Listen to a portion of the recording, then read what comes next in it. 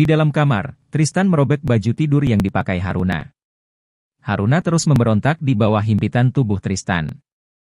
"Kumohon, lepaskan aku," ucap Haruna dengan air mata yang mengalir di kedua pipinya. Namun, Tristan tidak juga berhenti. Setelah tubuh Haruna terbaring polos tanpa sehelai benang pun yang menempel, Tristan turun dari atas tubuh Haruna dan melangkah ke arah lemari pakaian. Ia mengambil pakaian dalam dan baju tidur yang lain dan melemparkannya di atas tubuh polos Haruna. "Ganti bajumu. Setelah itu temui aku di kamar sebelah," ucap Tristan. Ia melangkah pergi meninggalkan Haruna. Dengan kesal, Tristan melepas dasi yang masih melingkar di leher kemejanya. Tristan kemudian pergi ke kamar mandi dan melepas semua pakaiannya. Berendam di dalam air hangat membuat Tristan sedikit lebih tenang. Melihat leher Haruna yang membiru bekas cekikan Steffi, Tristan menjadi sangat emosi. Apalagi Haruna tidak mau mengganti baju, padahal baju Haruna basah. Dalam keadaan emosi, Tristan tidak ingin bicara atau menyuruh Haruna mengganti bajunya. Tristan lebih memilih melepaskan baju tidur Haruna yang basah dengan paksa. Tristan memijat keningnya karena kepalanya terasa nyeri. Ia tidak mengerti kenapa ia sangat emosi melihat Haruna terluka. Seakan hatinya tidak rela melihat Haruna kesakitan. "Aku pasti sudah gila. Seharusnya aku bahagia karena tujuanku balas dendam bisa terwujud. Steffi sudah membuatnya terluka, bukankah itu sama saja dengan membantuku? Akan tetapi, kenapa aku malah bertingkah sebaliknya?" Tristan bergumam lirih. Ia bingung dengan perasaannya sendiri. Tujuan awal Tristan membawa Haruna ke rumahnya karena ia ingin menyiksa Haruna, lalu kenapa ia menjadi lemah dan lupa akan tujuannya? Toh. Tristan membilas tubuhnya di bawah pancuran keran shower. Setelah selesai, Tristan memakai handuk kimono dan pergi membukakan pintu untuk Haruna. "Masuklah. Duduk di ranjang," ucap Tristan dengan tatapan dinginnya. Haruna menuruti perintah Tristan tanpa banyak protes. Haruna tidak tahu apa yang Tristan inginkan dengan menyuruh Haruna datang ke kamarnya. Ia hanya bisa menuruti keinginan Tristan demi keselamatan keluarganya. Tristan mengambil kotak obat dari dalam laci meja kecil di samping ranjang. "Turunkan leher bajunya," ucap Tristan sambil membuka tutup obat salep yang dipegangnya. "Dia ingin mengobati lukaku? Aku tidak sedang bermimpi, kan?" Haruna bertanya-tanya dalam hati. Sebuah sentuhan halus di lehernya membuat Haruna tersadar dari lamunannya. Jari telunjuk Tristan sedang bergerak mengoleskan salep di leher Haruna. Haruna sampai menahan napasnya beberapa detik karena ketakutan. Ia takut membuat kesalahan dan berakhir dengan kemarahan Tristan kembali. Ia lolos dari cengkeraman Tristan tadi, tetapi ia tidak yakin bisa lolos lagi jika sampai amarah Tristan kembali meledak. "Apa kau ingin mati dengan menahan napas? Kau juga sengaja tidak melawan karena ingin mati bukan? Tapi sayangnya kau tidak mati," ucap Tristan dengan pandangan seperti pisau tajam yang menusuk. Haruna segera mengembuskan napasnya dan bangun dari ranjang. "Sekarang, apa aku boleh pergi?" "Tidak. Duduk dan tunggu aku selesai memakai baju," ucap Tristan. Ia mengambil kemeja putih lengan pendek dan celana hitam. Tristan masuk ke ruang ganti dan mengganti bajunya di sana. Haruna bernapas lega karena Tristan tidak mengganti baju di hadapannya. Meskipun Haruna bisa menutup mata, tetapi ia takut Tristan berubah pikiran dan tidak jadi memakai baju. Haruna takut kalau Tristan akan memaksanya lagi. Sampai saat ini, Haruna masih sangat ketakutan setiap kali melihat wajah Tristan. Tristan keluar dari ruang ganti dan menarik tangan Haruna. Tristan membawa Haruna ke ruang makan. Ia menyuruh kepala pelayan untuk melaporkan keadaan Haruna selama ia di kantor. Tuan." Kepala pelayan itu berkali-kali menoleh ke arah Haruna. Ia takut jika ia salah melapor, maka Haruna akan menerima siksaan lagi dari Tristan. "Kenapa menatapnya? Aku bertanya padamu, apa Haruna sudah makan?" tanya Tristan dengan nada penuh penekanan. "Belum, Tuan," jawab kepala pelayan dengan gugup. Ia takut Tristan akan marah, tetapi jika kepala pelayan mengatakan kebohongan, hal itu akan membuat Tristan lebih marah lagi. "Sejak pagi." Tristan mengerutkan keningnya sambil melirik tajam ke arah Haruna. "Iya. Sejak pagi, Non Haruna tidak menyentuh makanannya," ucap kepala pelayan. Ia mengatakan sejujurnya kepada Tristan. Namun, ia terus melirik ke arah Haruna. Kepala pelayan itu sedang memikirkan nasib Haruna. Apa ia akan dihukum lagi oleh Tristan atau tidak? Pergilah. Tristan menyuruh pelayannya pergi setelah menyajikan makanan. Haruna hanya diam tertunduk. Ia sangat tidak ingin melihat wajah Tristan. Setiap kali Haruna melihat wajahnya, rasa marah dan benci karena telah kehilangan kesucian itu pun datang. Itu sangat membuat Haruna tersiksa. Ia tidak bisa pergi meninggalkan rumah itu. Haruna pun tidak bisa pergi meninggalkan dunia ini.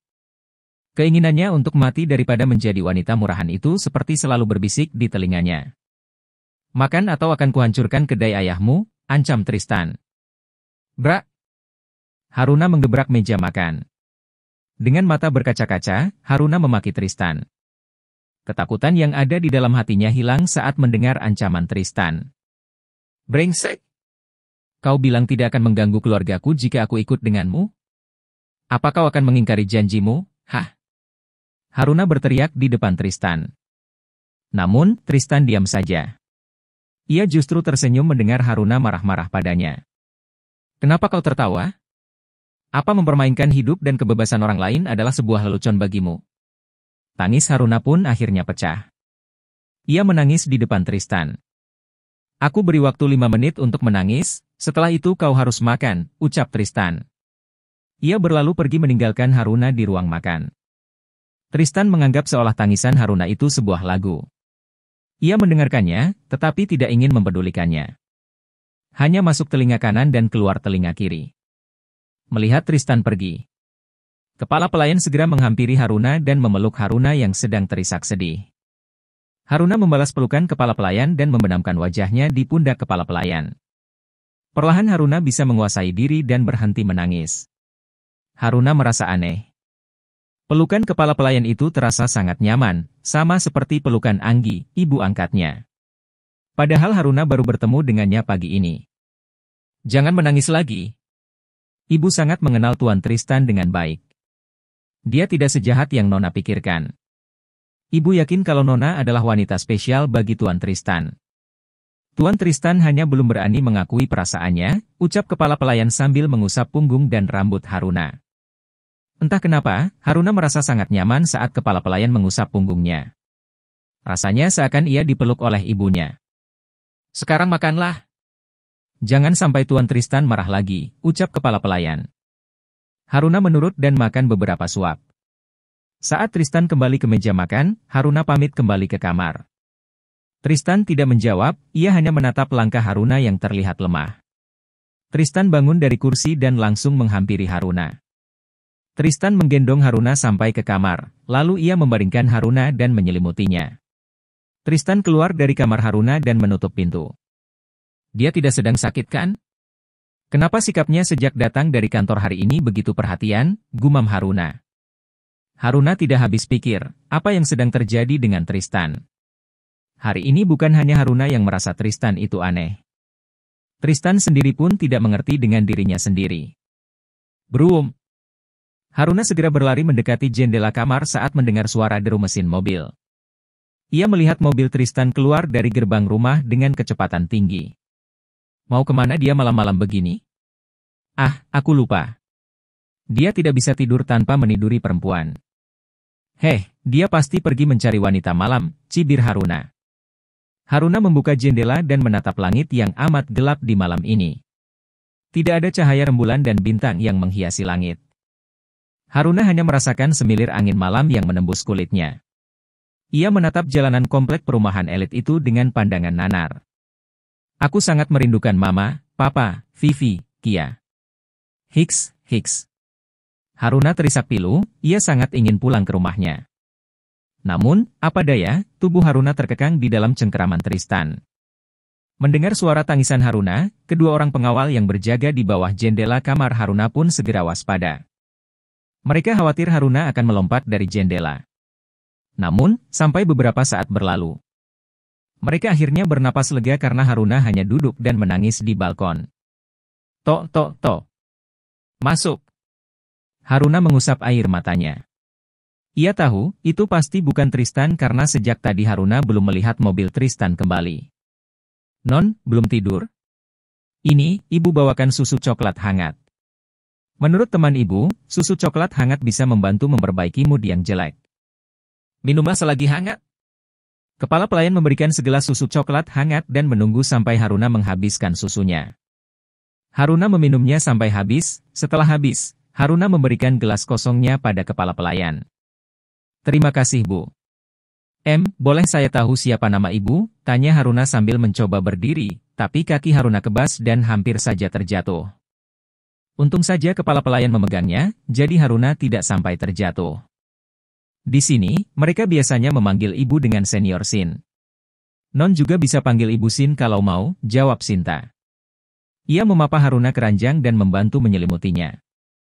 Ibu Sin, pelukan ibu sama seperti pelukan mama. Terima kasih, ibu mau memperhatikan saya. Haruna menarik napas berat sebelum melanjutkan ucapannya. Entah mengapa, dadanya terasa sesak seperti ingin menangis. Saya jadi merasa tenang saat ibu memeluk saya. Suara Haruna tercekat di tenggorokan, dengan sekuat hati, Haruna menahan tangisnya. Matanya berkaca-kaca menatap wajah teduh ibu Sin. Hanya memandang wajahnya saja, Haruna merasa sangat dekat dengannya. Ibu senang kalau Non merasa seperti itu. Non, apa Non tahu? Tuan Tristan sangat peduli pada Non Haruna. Sebelumnya, tidak pernah ada wanita yang Tuan Tristan pedulikan selain Non Steffi, orang yang tadi siang menyiram Non, ucap Sinta bercerita. Bu, saya lelah. Bisakah ibu tinggalkan saya? Ucap Haruna memotong pembicaraan Sinta. Ia tidak mau tahu dengan kisah Tristan dan Steffi. Terlebih jika masalah itu adalah tentang Tristan, Haruna lebih tidak ingin lagi untuk mengetahuinya. Ia memerintahkan Sinta untuk meninggalkannya dengan suara lembut. Ia takut kalau Ibu Sin akan tersinggung dengan ucapannya. Haruna juga memang sangat mengantuk dan ingin beristirahat. Ya sudah, Non tidur dan beristirahat. Kalau Non merasa jenuh di kamar seharian, Non bisa cari ibu di dapur. Ibu permisi dulu, selamat malam. Selamat malam, Bu, jawab Haruna. Sinta pergi meninggalkan kamar Haruna dan masuk ke kamarnya di pavilion samping. Semua pelayan tinggal dan beristirahat di sana. Pavilion itu memiliki 10 kamar tidur yang ditempati 2 orang pelayan di setiap kamar. Sinta sekamar dengan Kiki, Mojang Bandung yang merantau ke Jakarta dan bekerja di rumah Tristan. Kiki sudah bekerja selama setahun, sementara Sinta sudah bekerja di keluarga Isham sejak puluhan tahun yang lalu. Dulu, Sinta bekerja untuk Edi, kakeknya Tristan. Sejak 5 tahun lalu, Tristan keluar dari rumah kakeknya dan tinggal di rumah yang saat ini ditempati. Sinta diutus oleh Edi untuk ikut pindah bersama Tristan. Dini hari, Tristan kembali ke rumah. Tempat pertama yang ia tuju adalah kamar Haruna. Sejak malam saat Haruna mencoba bunuh diri, Tristan melepas kunci kamar Haruna. Kamar Haruna kini tidak bisa dikunci dan hanya bisa ditutup. Tristan juga melepas kunci slot yang menempel di bagian dalam pintu kamar agar Haruna tidak mengunci pintu kamarnya. Tristan takut kalau Haruna mengunci diri di kamar dan berbuat macam-macam. Tristan melangkah perlahan. Selangkah demi selangkah dengan perasaan yang berkecamuk, Tristan menghampiri ranjang dan berdiri di dekat kaki ranjang. Ia menatap wajah Haruna yang masih terlihat pucat. Tristan lalu duduk di tepi ranjang, ia menyingkirkan anak rambut yang menutupi mata Haruna. Benarkah aku sudah jatuh cinta padamu, Haruna? Apa mungkin kamu adalah obat luka hatiku, gumam Tristan dengan mata merah dan mulut berbau alkohol. Tristan pergi ke klub malam dan menelepon Levi. Levi bukan hanya asisten, tetapi juga sahabatnya. Tristan mengecup kening Haruna tipis dan lembut. Ia kembali ke kamarnya dan merebahkan tubuhnya yang terasa lelah. Ia mengingat kembali pembicaraannya dengan Levi di klub malam tadi. Ada apa? Kau mengganggu waktu istirahatku, ejek Levi. Ia duduk di samping Tristan yang sudah meminum 2 gelas anggur merah. Kata-katamu sangat pedas jika di luar jam kerja. Aku ingin bertanya sesuatu padamu, ucap Tristan dengan wajah yang sangat kacau. Rambutnya berantakan akibat diremas dengan frustasi. Dasinya juga sudah tidak terpasang dengan rapi. Ia sangat stres hari ini. Katakanlah. Ada apa? Tanya Levi sambil menyesap minuman ringan yang dipesannya. Levi tidak pernah minum alkohol, ia harus tetap siaga mengantar Tristan yang mungkin akan mabuk saat keluar dari klub malam. Steffi, dia, datang ke rumah dan menemui Haruna. Mereka bertengkar dan Steffi mencekik Haruna. Seharusnya aku senang, bukan?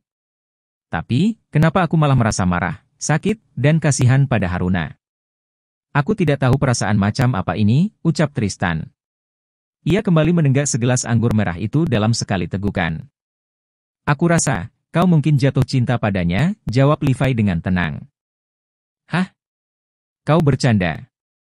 Aku mengurung Haruna di rumahku karena ingin membalas dendam dan menyiksanya. Mustahil kalau aku jatuh cinta, sangkal Tristan dengan yakin. Ya, aku hanya mengungkapkan pendapatku. Kalau kau merasa tidak seperti itu, abaikan saja pendapatku, ucap Levi kembali sambil melirik wajah Tristan. Tergambar jelas dari wajah Tristan, kalau sebenarnya ia juga tidak yakin dengan jawabannya. Levi tersenyum tipis lalu menyesap kembali minumannya. Suara dering ponsel membangunkan Tristan yang baru saja terlelap. Ia duduk di tepi ranjang dan mengambil ponsel yang diletakkan di nakas. Dahinya mengernyit melihat nama si penelepon. Ia menaruh ponselnya kembali dan tidak mau menerima panggilan itu. Namun, ponsel itu terus berbunyi, membuat Tristan sangat kesal dan terpaksa menjawab panggilan telepon itu. Halo, mau apa kamu? Sapa Tristan dengan nada dingin penuh tekanan di setiap nada bicaranya. Sayang, kamu kenapa sih? Masih marah sama aku? Tanya Steffi dengan manja dari seberang telepon. Ya, panggilan telepon yang membuat Tristan marah itu adalah telepon dari Steffi. Tristan hanya mendecih mendengar kata-kata lembut dari bibir Steffi. Tristan menjawab setelah beberapa kali menghela napas berat. Ia berusaha menahan emosinya saat kata sayang itu keluar.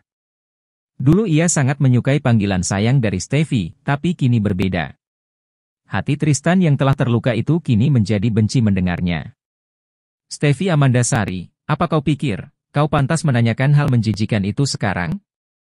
Kau bukanlah orang yang tepat, sehingga aku akan marah padamu. Bagiku, kau tidak pernah ada. Jangan terlalu percaya diri untuk memanggilku dengan panggilan menggelikan seperti itu, ucap Tristan dengan senyum menyeringai. Aku tahu kamu masih marah. Aku tidak akan menyerah untuk mengejarmu kembali sayang. Sampai jumpa siang nanti, ucap Steffi mengakhiri panggilan suara itu. Praang! Tristan membanting ponselnya ke lantai sampai hancur berantakan. Amarahnya memuncak mendengar Steffi dengan tanpa rasa bersalah memanggilnya dengan panggilan sayang seperti 5 tahun yang lalu. Steffi juga mengatakan ingin mengejar Tristan tanpa rasa malu. Busin, panggil Tristan dengan teriakan yang membuat suaranya terdengar sampai ke seluruh ruangan. Sinta yang sedang menyiapkan sarapan di ruang makan itu pun dapat mendengarnya dengan jelas. Yul, kamu lanjutkan menata makanan di meja, perintah Sinta pada Yuli. Baik Senior Sin, jawab Yuli. Sinta pun segera berlari menuju kamar Tristan. Suara benda pecah dan teriakan Tristan itu juga membangunkan Haruna dari mimpi indahnya. Hanya dalam mimpi ia dapat bertemu keluarganya dan kini mimpi itu buyar karena teriakan Tristan. Dasar kakek darah tinggi. Masih pagi sudah teriak-teriak, cibir Haruna. Dengan malas Haruna terpaksa bangun dan melangkah ke kamar mandi. Ia menatap pantulan tubuhnya di cermin besar yang menempel di dinding kamar mandi. Haruna melihat luka memar di lehernya. Luka bekas cekikan Steffi kemarin sore itu terlihat memudar setelah Tristan mengobatinya dengan salep. Entah salep apa yang dioleskan oleh Tristan. Haruna mengingat kembali saat jari Tristan mengoleskan obat, jari itu bergerak pelan dan hati-hati sekali. Seakan takut Haruna merasa kesakitan jika Tristan mengolesnya terlalu kuat. Dia pasti sedang mabuk, mana mungkin dia melakukannya kalau tidak mabuk, ia gila, gumam Haruna. Ia pun masuk ke dalam bak mandi yang sudah terisi penuh dengan air dingin. Haruna tidak suka mandi air hangat karena tidak terasa segar, setelah mandi malah terasa panas dan membuatnya berkeringat. Ia berendam dalam air yang sudah dicampur dengan esens bunga melati. Sedangkan Tristan masih duduk di tepi ranjang di dalam kamarnya. Suruh Levi membelikan ponsel dan nomor baru untuk saya. Bilang juga padanya, jangan lama-lama, ucap Tristan. Baik tuan, jawab Sinta sambil memunguti pecahan ponsel yang berserakan. Apa dia sudah bangun? Maksud tuan, Nona Haruna? Apa tuan, sangat menyukai Nona Haruna? Tanya Sinta untuk meyakinkan. Apa ibu sudah sangat tua sampai begitu lamban mengerti pertanyaan saya? Tristan menatap Sinta dengan kesal. Ia tidak mungkin menjawab pertanyaan Sinta dengan jujur. Menjawab pertanyaan di dalam hatinya saja, Tristan masih belum bisa. Sinta hanya tersenyum dengan kemarahan Tristan. Ia tidak pernah menganggap serius setiap ucapan Tristan, karena Sinta sudah tahu sifat dan kepribadian majikannya itu seperti apa. Nona belum bangun. Saya akan membangunkannya sekarang, ucap Sinta. Tidak perlu. Aku yang akan membangunkannya. Ibu lanjutkan saja pekerjaan ibu, ucap Tristan. Sinta pun hanya mengangguk sebelum keluar dari kamar Tristan. Tristan membasuh wajahnya lalu pergi ke kamar Haruna. Saat Tristan masuk, ia tidak melihat Haruna di tempat tidurnya. Jantungnya berdetak kencang, perasaan cemas merasuk ke dalam hatinya. Ia khawatir kalau Haruna kembali mencoba bunuh diri. Tristan berlari ke arah balkon dan melihat ke bawah. Ia hanya melihat dua orang penjaga, hatinya sedikit tenang. Namun, bayangan saat Haruna tenggelam di bak mandi pun membuat ia kembali khawatir. Tristan pun segera berlari ke arah kamar mandi. Ceklek! Ah! Haruna menyilangkan kedua tangannya di dada, ia mencoba menutupi kedua bukit kembar yang terlihat oleh Tristan. Dasar brengsek! Mau apa kamu? Pergi! Haruna berteriak mengusir Tristan, tetapi bukannya pergi, Tristan justru mendekat ke arah bak mandi. Haruna menjadi semakin ketakutan melihat Tristan semakin mendekat. Ia lupa kalau Tristan bukanlah orang yang bisa diperintah begitu saja. Gawat! Apa dia tersinggung dengan ucapanku? Aku mohon Tuhan, tolong selamatkan aku, batin Haruna. Tubuh Haruna gemetar ketakutan melihat Tristan menjulurkan tangannya. Haruna memejamkan mata dengan rapat, ia benar-benar ketakutan. Meskipun tubuhnya terendam air, tapi tubuh bagian atasnya itu terekspos sempurna. Kedua tangan Haruna pun tidak bisa menutupi bukit kembarnya yang berukuran lumayan besar. Tristan mencelupkan tangannya ke dalam air dan matanya membelalak saat merasakan suhu air di dalam bak mandi. Matanya memerah, darah Tristan bergolak dan kemarahannya pun pecah. Dengan emosi, Tristan menarik tangan Haruna dan menariknya untuk bangun. Bangun, hardik Tristan dengan suara yang memekakkan telinga. Pelak! Haruna segera duduk kembali di dalam bak mandi. Kau! Berani-beraninya kau menamparku! Tristan berteriak dan menarik kembali tangan Haruna. Tristan, lepaskan aku! Aku tidak mau bangun, jawab Haruna sambil berpegangan pada tepi bak mandi dengan sebelah tangannya. Haruna memberontak agar Tristan melepaskan tangannya, ia menahan sekuat tenaga agar tubuhnya tidak sampai keluar dari bak mandi. Kau sengaja mandi dengan air dingin karena mencoba bunuh diri lagi, hah, maki Tristan. Aku tidak suka mandi air hangat, siapa yang mau bunuh diri? Dasar brengsek, jawab Haruna dengan tak kalah kencang suaranya. Tristan melepaskan tangan Haruna dengan canggung. Ia sudah salah paham pada Haruna, ia bahkan memaksa Haruna bangun dari bak mandi. Tristan segera berbalik membelakangi Haruna. Cepat keluar dari kamar mandi atau aku akan memaksa kamu keluar. Aku tunggu di depan kamar mandi, ucap Tristan sambil melangkah keluar dari kamar mandi. Tidak lupa Tristan juga menutup pintu kamar mandi. Dasar brengsek, teriak Haruna saat Tristan keluar tanpa meminta maaf sama sekali. Bukan Tristan namanya, kalau dia mau mengaku salah. Tristan tidak mau meminta maaf meskipun dia tahu perbuatannya salah. Terlalu memalukan baginya mengucap kata maaf. Ia hanya berdiri terpaku di depan pintu kamar mandi. Menunggu Haruna keluar dari sana. Hatinya berdebar-debar mengingat kejadian tadi, saat Haruna berdiri sebelum menamparnya. Tubuh molek dan putih bersih itu membangkitkan hasratnya. Tongkat ajaib miliknya itu pun bereaksi, membuat Tristan jadi salah tingkah. Ia menarik napas dalam dan mengembuskannya beberapa kali untuk meredakan gejolak gairahnya.